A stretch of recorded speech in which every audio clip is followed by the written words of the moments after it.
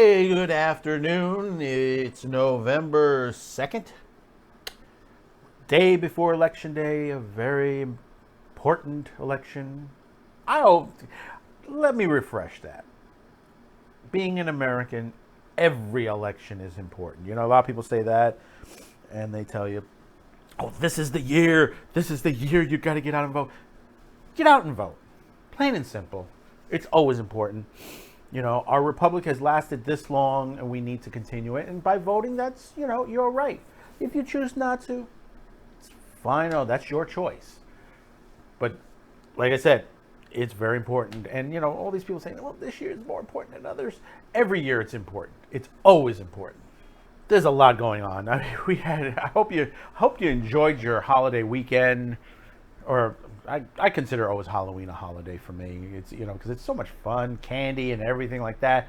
We're able to go to parties and stuff like that. This year, a little harder than years past because of the COVID situation. Please excuse the noise in the background. There's so much going on at this time of the day when we record these things. I'll tell you, like I said, Halloween has always been a holiday, and I hope you enjoyed it. Because I know a lot of people didn't. They stayed home. But hey, when you stay home, you make a good effort at it. There's plenty to do. You can watch a movie, play a game, I played video games in the evening. The Warzone Call of Duty. They had that Halloween event going on, and that was pretty cool. I had some fun. You know, that was really good. And I talked to some people, and they talked back. And I played the Plunder one, which they had. You were looking for like little things also, like little treats in the game as well. And like I said, we had some fun. Got some good kills in there, and some people got me a lot. You know, especially when they found out who I was. So they're like, hey, he's a YouTuber. Oh, we're going to have to get you. You're recording this. And, you know, unfortunately, I didn't record that session. I wish I did. But unfortunately, I was giving all my equipment a little time to rest because they've been running 24/7, you know, the last couple of days prior to Halloween. But like I said, it's election day. It's the beginning of the holiday season because, you know, Thanksgiving is just around the corner. And, you know, do I say, oh my God, I'll accept some people, Christmas. It's time for that time of the year. Hey, Christmas can be a sad time and it can be a happy time. Depends on how you feel, and it's okay. It's okay to have feelings, whether it's sadness, happiness, or maybe sometimes a little anger. But you know, speaking of anger, before we really truly start on this story, which will anger a lot of people, let's go to the cafe board and see what we have for brunch today. The cafe board special today. It's Italian espresso. That's right, folks. Italian espresso. Ooh, it's by Joffrey's. It is a full blend. This is not an advertisement for Joffrey's. Joffrey's didn't pay me for this or anything whatsoever. I just love the coffee. In fact, we have tons of it. Thanks to my wifey. And she basically made me a nice, good cup of the espresso. And let me take a little sip here. Oh, yeah. Yeah, that's it. Just a full body roast there. So that's what's on the board today. So if you want to go out there, go ahead and look them up. They're in Disney also. They serve in Disney World. Like I said, it's a good coffee. So let's move on here. Now, for quite some time, I've been discussing that we should always looking to purchase physical media. I mean, times are changing, especially the way they're editing the movies now. They're taking out segments or putting trigger warnings or putting some 5-minute explanation of the movie itself and why they should be apologetic to it. And let me tell you, I mean, I got 23 seconds of one of my videos slammed by the BBC just for discussing that, because I was within fair use. 23 seconds. And the thing about it is, it wasn't an automated. It was a manual. It was a manual takedown of it. And It's funny. It is funny when this happens. So I edit it out. It's like F BBC. They're losing viewers. People are canceling their TV licenses. See, that's one good thing about you, the viewer. If you're watching this in the United States, here's one of our great freedoms. That basically we can get free TV. And you say, so, well, I pay for cable. I say, yeah, but that's your choice. That's an add-on. That's like buying a car and getting a nice stereo with it. That's the add-on. You can go without cable and watch plenty of channels. There are plenty of channels on the wireless system. When you hook up an antenna and stuff like that, there is information out there. There's the broadcast television. There's still those UHF stations that are still around. And also, remember, you got the internet. I know you got to pay for the internet, unless you're smart enough to do what some people do. And I'm not encouraging anything illegal, but there are some people who get around it. And you know who you are out there. It's not me. I pay for mine. But the big problem now with physical media versus digital content is that basically there are people who out there, they buy their content online and they think that basically they own the content. If you download it or you have it on your account, you can watch it at any time you wish. Well, the thing is, what most people don't read, you have to read the terms of service. Most people don't read the terms of service. I happen to be one of them that accidentally don't. I'm beginning to read a lot of my terms of service because they are sneaking in a lot of stuff. Sneaky. I fear you're underestimating the sneakiness, sir. You look at companies like Netflix and Apple and who we're going to be talking about today, Amazon. You think you got the media that you want, and you're storing it in your computer, or you have access in the cloud for it. Understand is that these videos, movies, TV series are licensed through these companies. These companies don't own them. They don't. They only license them. And what happens is, at any time, according to their terms of service, they could yank it. That means you don't own it. And that's what's going on right now. Amazon is being sued in California right now. And basically, let me see if I can get her name. Amanda, and excuse me if I screw this up, Caudell. She has a lawsuit currently going on with Amazon. And she's suing them. According to the records, her lawyer, it's deceive, mislead, and defraud consumers. And yeah, I agree with that 2 points. That you have to look at the perspective. All these companies deal with advertisers. They hire advertised companies. And the one thing that grabs everyone is words. And the thing about it is, when you're grabbed in, you see all these logos and stuff like that attract you. These are the words they attract to you. Now, when you look at the perspective of Amazon, and they say, oh, you can digitally buy the product. And you look on your account, and it's your video purchase. Now, when you listen to that, it sounds in certain ways. You could take it in many different directions. And you could say, my video purchase. That means I purchased the video. Not that you rented. Now, if it says your video rental, which I think it does have that segment in there, it says your video purchase. Now, if they kept it a your video rental, I think there would have been less of an issue here in the lawsuits and more people would understand. But then again, that would hurt their bottom line, because basically you have to remember to this perspective. Amazon makes more money this way. It's like a video store. Okay? And when you go to a video store, you pay that $5.99, or $2.99 or $3.99 to rent the video. And that money is the company's money.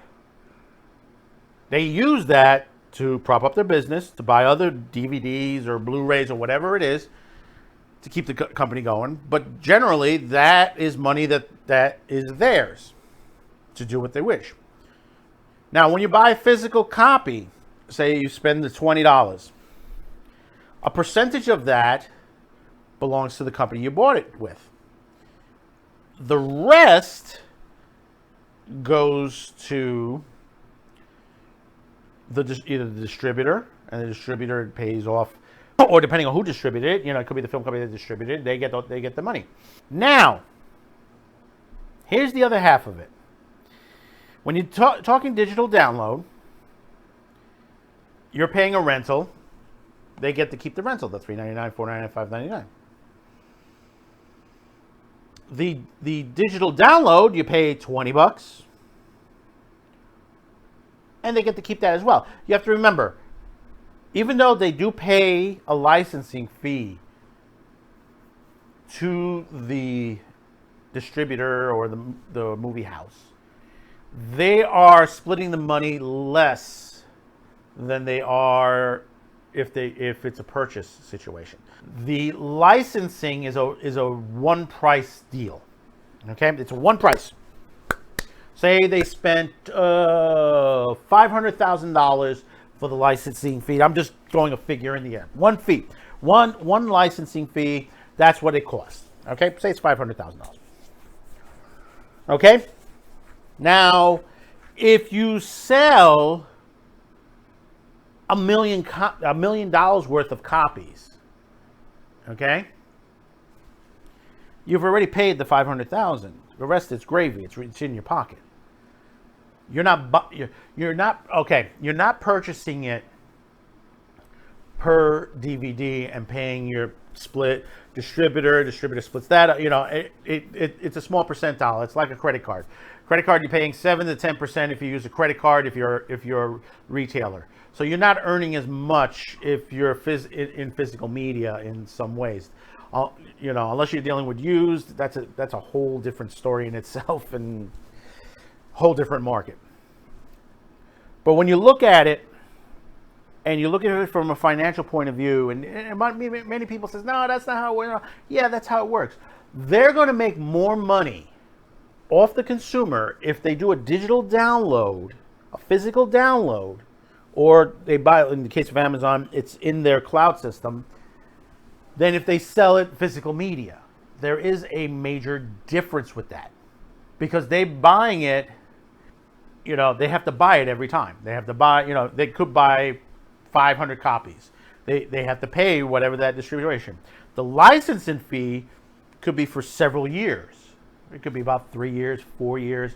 Within those 3-4 years, how many times do you think a consumer does a digital content from that particular movie, from popular movies? Alita Battle Angel, how many did Avengers Endgame? So you're only paying the licensing fees. That's only the licensing fees. That's from what I've gotten. Things might have changed, but this is the last time I've looked at the situation. But that is the licensing. You're licensing out, whether it's music, whether it's videos. You're paying a percentage, but you're paying the licensing fees. Because for years, the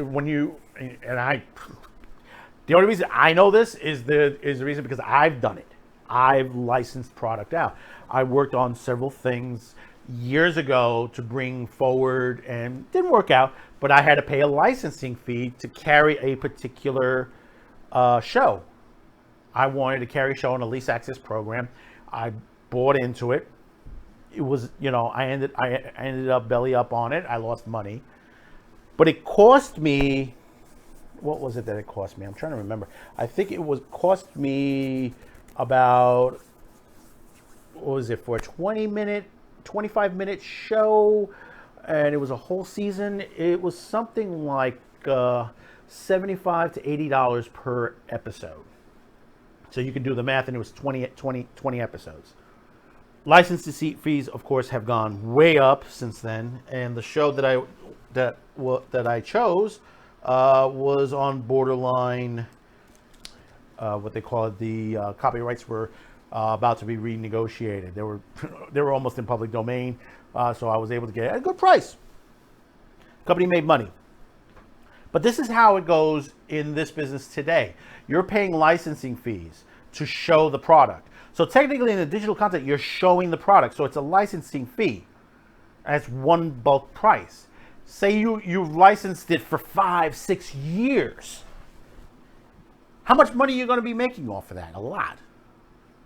So it's advantageous that Amazon makes you want to digital download versus buying the physical copy. So that's why I say again, buy the physical copy. Don't go and do a digital download. Buy the copy, because the money will go elsewhere. And I'm going to tell you this straight up. I'm going to tell you straight out. If you want to buy a physical copy, I would use eBay. I would go to a thrift store. I would go to a church bazaar. I would go to a library. If the library is over by you, go check.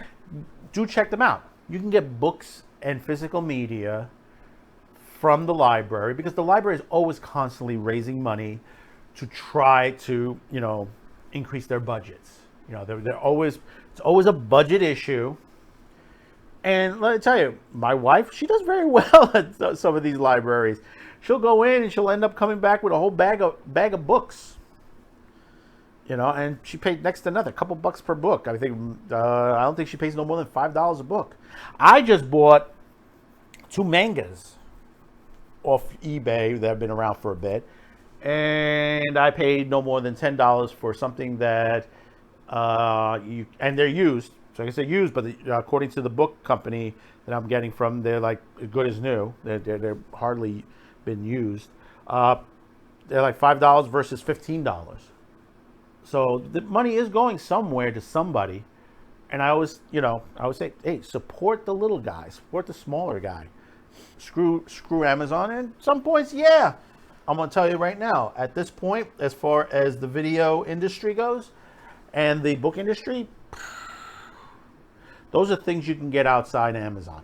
You don't have to do Amazon on that. You don't have to go to Barnes & Noble. You don't have to digital download. My other question is, and I look on there, does digital book downloads are the same thing? It's probably the same issue. I haven't seen that crop up yet, but I got to look at the terms of service for that, for books. But it's probably the same. So I would avoid the PDFs on books, unless you're going to get to keep it. And the other thing is, it's a big market with digital because it eliminates physical media to the point where, and take it from a guy who's worked in the industry. Do you know how much a DVD costs to manufacture? It depends on how many the company asks for. It can go anywhere as low as a 50 cents a disc to up to $5 a disc. It depends on how many you're ordering, how does they call it?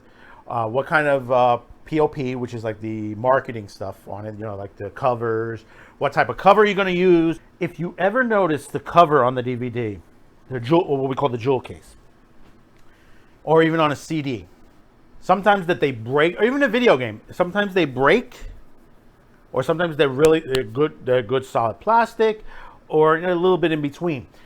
That determines the amount that the companies pay for. I mean, those jewel cases, 7 cents to 15 cents a piece each at some points, depending on that. I know you pay a lot more online if you buy them on there, because that's basically you're buying them as a consumer. But if you're buying them in bulk, it's a lot cheaper. And back in my day, listen to me, back in my day, we were VHS. And the factory I worked on, we were popping VHSs in and out of machines. They got stickers. Stickers cost money. That was like another 2-3 cents each, depending on the quality. Or if you had them stamped on the cassette itself, that cost a little bit more money. The type of cassettes, the type of videotape itself, can determine the price point as well. So there's many things that goes into the industry when you look at it to perspective, and everybody gets their cut. 1, 2, 3, 4, 5. Now, in this situation with digital download, you've cut out the middleman. You cut out a lot of the middleman. You've cut out all the people that load these discs, that basically how can I put this? There are several key points to the manufacturer end. You've gotten rid of the person that handles what we call the mirror mother. The mirror mother is the master, because what happens is the movie itself is transferred to a special machine, which that machine changes it over depending on the format. Some, it's now direct now. You don't have to do that anymore with the mirror mother, but you still have to have an operator there. Then you have to have another operator handling the discs, loading, unloading, loading, unloading all the time. Then you have to have quality control. Then you have to have people who are just sitting there sticking them into jewel cases and putting labels on them, stamping them, putting them on labels, all this stuff, all these little things. And when you look at that perspective, that when you have a digital download, how many jobs are lost because of that? Put that in your mind. That's very important. So when you buy physical media and you say, well, it's, the big greedy movie companies on there, but they still got to pay somebody to put it on a disc for them. They don't do it themselves. Some companies manufacture the machines to put it on themselves. That's another way that they make money. But they still have to have an outside firm. I've worked for 4 of them in my career. And basically those 4 did very well at the time. I think they're pretty much almost non-existent to this day, most of them. Because I know one, they traversed to go into the video rental industry, so the company got split up, and that's where I got laid off, and the company was transitionalizing into DVDs at that point. The others, fared well, but most of them, they're not around. They're not around. I think there's only one left. I think there's only one left out of the 4 companies on there, and it's in New York. They're in New York. I have to look it up one day. There. And they were a large company because they were located both here, Florida, and I think Texas. And they had a factory in Mexico also to deal with backflow. In other words, when you ordered 2 million, 3 million copies, and the point when I was working, it was half and half. So it was like you had 1.5 million in VHS and 1.5 million in DVDs. So it was like a lot of work, especially on as fast as you can pump them out, because you had a certain percentage that had to be out by a certain time, which you used high-speed duplication. And we're talking the VHS, and you had high-speed duplication, and then you had the backup was running on regular VHS duplicators. So you were recording it the old way, you were recording it the new way in a higher speed. Then you had the DVDs going through their processes as well. Then you had the people putting them into the physical cases and POP, and if there was stuff to add on to it, if there were bonus things and stickers and all that had to be put in there, and that's a lot. That's a lot of work just to put out one. Most people say, well, yeah, it's a lot easier. No, it's still the same. It's still the same. But what I'm getting to is you have a point where this company has cut out all the middle people and keeping pretty much about, let's say, 75 to 80% of the profit to their pockets. Let's put it that figure. Could bounce out to more closer to 70, but still 70% versus say 30% is a better number, don't you think? So when you look at this lawsuit and you say to yourself, Zane, why should I care? If you buy something, say, let's put it this way, let's say physical. Say you bought a shirt, you bought a nice shirt, and you liked it on there, and they said, this is your shirt purchased. You go home, you're like, oh, yeah. Then one day some guy comes over and says, knocks on your door and says, excuse me, remember that shirt you purchased a couple of weeks ago? You said, yeah, we want it back. Well, why? Well, you purchased it, but it technically still belongs to us. You're only renting it out. So, oh, I didn't see that. Well, if you look on the back of your receipt, it says it there in fine print. So one thing is when you sign up for these companies, look at the terms of service. Very important. Look at those terms of service, especially the important parts. Whereas if you're buying video from them, do you own it? If you download it into your computer directly, is it still going to be there if they remove it off their system? Because I know some people say, well, I can download it directly into my, some companies allow me to download it into my system. Yeah, but to activate that particular video, it takes a moment for it to connect. And what happens is, when you're watching it on your unit, you may have it for that moment. But the next time you go back to log in, and the app logs into your device or computer, that it can go in there and shut it off without you knowing. So understand, that's what you do going back and forth. It's sort of a key. There's a key in there. It's like software. When you download software and you enter a code and then it activates it.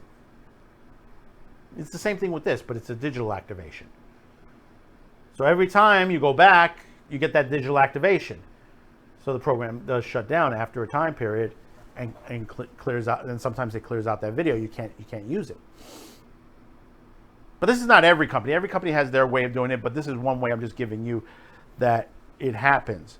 But this happens down the line throughout each of these companies. You don't own these digital video, audio. You don't own them. You don't.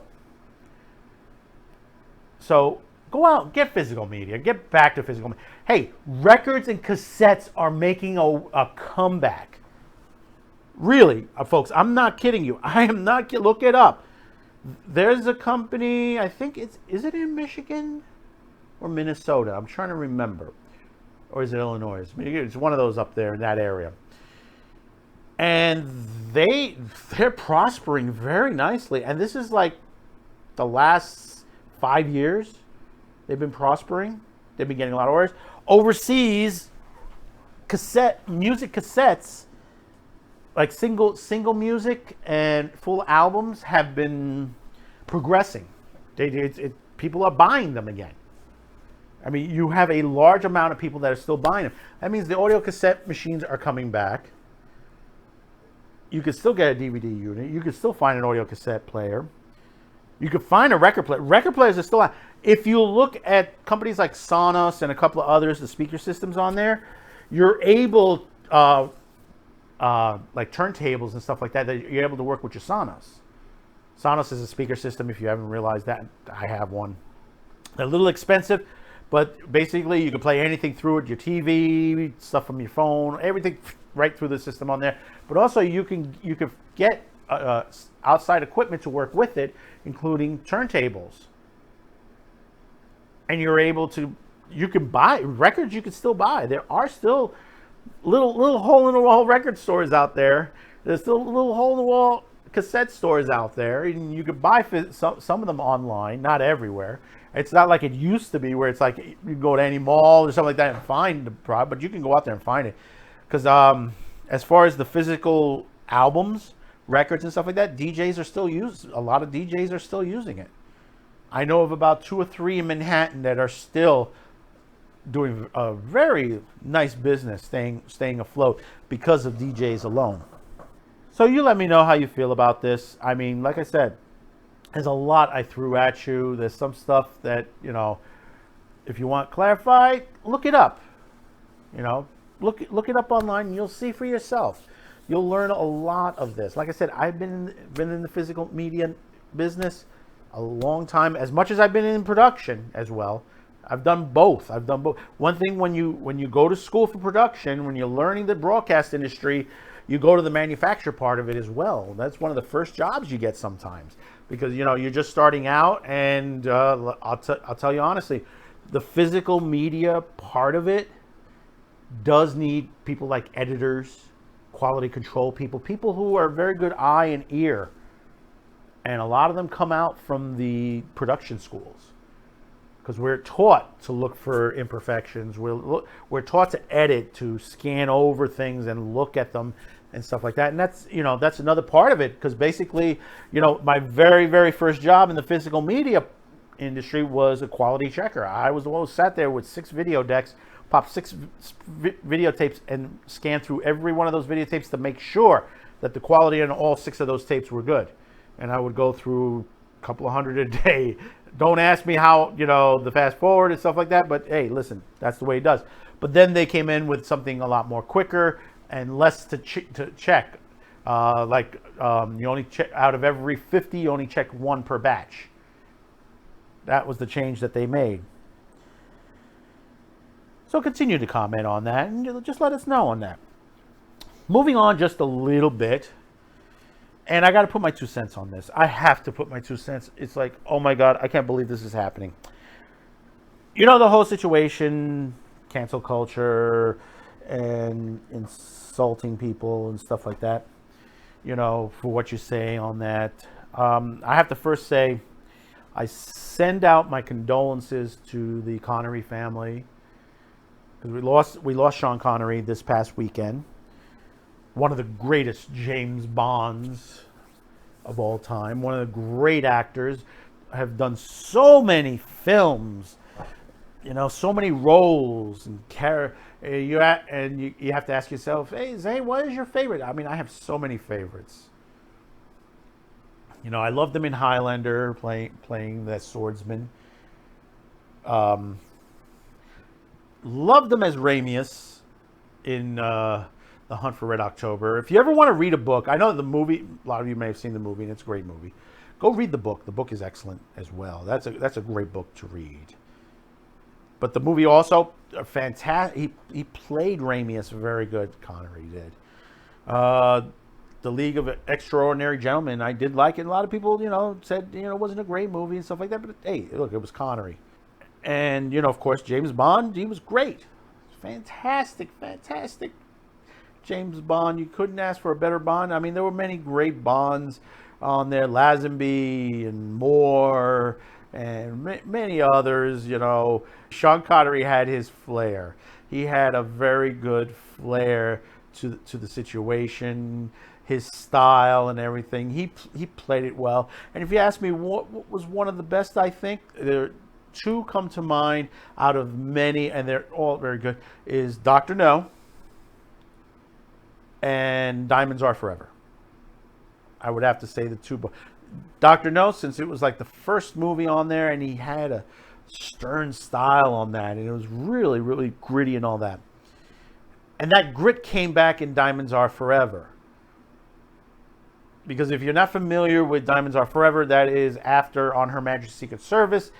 And spoiler warning, Lazenby did a good job on it. It was very lengthy, good story. And the character James Bond married, played by Diana Rigg, he got married. I think there's only been 2 or 3 times that it's mentioned in the original James Bond's films as far as his wife. Because what happens at the end of it is Blofeld kills Diana Rigg at the very end after they get married. And what happens is the next film going into Diamonds, when Sean Connery returns to the role, he's gone after Blofeld. And it's like that first 5-10 minutes of that movie is just James Bond at his best and Sean Connery at his best.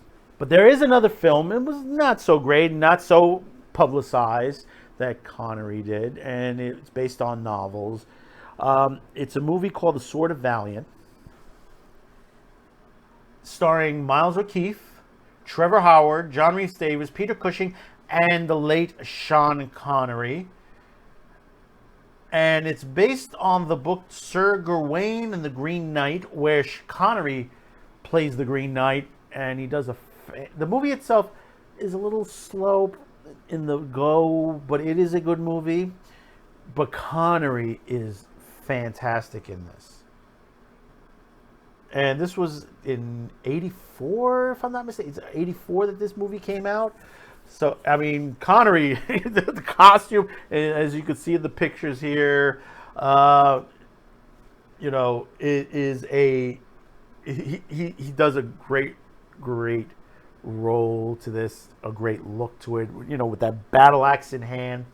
If you don't know the story, it's about basically a squire who defends his king. That the Green Knight shows up, says, "Hey, listen, kill me. If I make it out okay, I got to chop your head." And basically, it was all a trick. But the Green Knight says, "Well, you're not a knight because you're a squire. I will not kill a squire. I will kill a knight. So I will give you 1 year for you to become a knight. And basically, we will have our due by that time." And that's what happens. The whole story in between that, and it's a great series on there. Some great acting. Like I said, it runs a little slow. The book is very good on there. Of course, those stories of of English chivalry at the time. On that, it's a great movie. But what I wanted to get to is a lot of things, and we're going to get into in other episodes. Talk about the past, the movies of the past, actors and actresses of the past, and how this small, minute people, they just want to destroy everything. When the word came out that Connery had passed, not even a minute goes by, and Twitter goes crazy, completely nuts. And I'm not talking that, oh my God, we lost a great actor, blah, blah, blah. It was to the point where, you had people who were saying that, but then you had this group that was just sitting there, just spitting in his face. Man's not even in the tents. He's not even in the ground yet. And they just, he came from a misogynist era. He slapped women, blah, blah, blah, this and that and the other thing. And, you look at the perspective, people, we've gone through life. We make our changes and stuff like that. We live the lives we're given. Don't criticize people for what they've done in the past. People misinterpret a lot of things that goes on in people's past. I saw a great video by somebody that was talking about H.P. Lovecraft. That, you had that Lovecraft Country that's on HBO that has nothing really to do about H.P. Lovecraft other than the little bit of horror they put in there. That was more of a political show because basically that's all it was, just to try to insult H.P. Lovecraft, label him as a racist. I don't know what he was. He had issues? Yeah, he had. Go look up, his life, and you'll be shocked on it. I'm not defending what he does or what he has done in the past and stuff like that. But he had a hard life like everybody else. And he had, the choices of the things he voiced on his own. Now, do you call it racism? Do you call it we don't know what was in his mind because that was 100 years ago. But also puts to the point that what he went through was very traumatic in his life. And this is the man who took it down to pen and paper and wrote some of the most definitive horror that to this day is still being used by others. And a lot of these people are the same ones who criticize him, calling him racist, but profited off of him. And this is what happens all the time. Here you have Sean Connery passed away, and you have people says, well, he was a great Bob, but he was a misogynist son of a bitch, this and that, and all that. I guarantee you, most of these people have profited off of him, because this was a lot of these people that were saying this were actors, actresses, people in the production, the business, people in the media. Then you had the individuals that were saying this because they were sounding off the same thing those people were saying. Hollywood was yelling at him. And more people in Hollywood are going to be yelling at it. You watch the next several months as we go along, or as we get past the year, if we get out of this year, you're going to see that. You're going to see people make documentaries of it or docu-movies, because you're seeing everything. Now you got a David Bowie one coming out soon. Who knows what they've done with that and make him look like. So a lot of these things I don't trust. I don't trust some of these documentaries, these docu-movies that they're making lately, because they're just taking one person's perspective. You don't know the person. I think what was said, there was a Star Trek episode with Samuel Clemens in it, the man who wrote Huckleberry Finn. And someone was asking, he goes, well, how, I wish we could learn more about, I wish there was more, I think it was Picard that said, I wish we had more time with you to learn about you and what your belief, there's so many questions I have to ask. And he said, that's easy. All you got to do is pick up one of my books, read my books. And if you want to know about me, they're in there. Those stories and stuff like that, I took from my life. Just read them and you'll understand me. And that's the same thing, when you look at what Sean Connery has done in his life. Did you know that he was fighting to make Scotland free? Did you know that? Did you not know that? Because Scotland has been under British rule for so how many? Freedom. Good job, Mel Gibson. But there are many things that he did in his life. And you look at the history of what he's done and the movies he's been in, and look at the interviews he's talked about, listen to what he says. And the same thing with H.P. Lovecraft. Go read his books. In fact, I just ordered myself, after seeing that documentary, I just ordered the complete works of H.P. Lovecraft. Because I've only read The Coluto and The Color. That was the only two I've read. I would love to read the others. I love the Reanimator, the movie The Reanimator, but I never read the novel. And I've always meant to. And when I heard that documentary and the story of H.P. Lovecraft, it kind of inspired me to go and read his stuff. And remembering the line from Next Generation, where it says, if you want to know me, read my book. And that's what people should do. Don't go sitting there and saying, because somebody says, hey, he's a misogynist, he's a jerk, he's a racist, and stuff like that. Go learn about them. Sit and read. If they have something of an autobiography, or look at interview. If they were alive in the era, look at the interviews that they've done. See what they are, what they're like at home, what they've done. You'll be surprised on some of the interviews you find. You'll find more about people than you realize than a Wikipedia page. Because basically, we have to stop this situation where we're judging things for their time era. Because they're like, oh, it's a racist movie. Racist by whose standards? By the standards of today? Today's standards suck. Because we don't really understand what, say for example in a movie, what the person was going through. What he's trying to convey. Or what the writer was, what he went through. I mean, there are many great writers out there. And I'll give you a perfect example. Philip K. Dick, you know him, Minority Report, and many great other novels.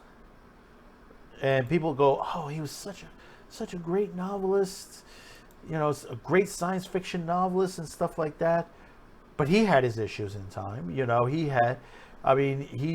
basically, he went through mental illness. Dealing with what he was doing in life. But he was able to create some great stuff. Some very good novelization. This is a man who wasn't very wealthy. He was always broke. He went through drug abuse suicide, and many other things in life. His life hit him. You know, some people would call him paranoid on that. Yeah, well, you could say he was paranoid, but there was reasons behind that. And he, you know, life hit him hard. Like a lot of these writers, life hit them hard.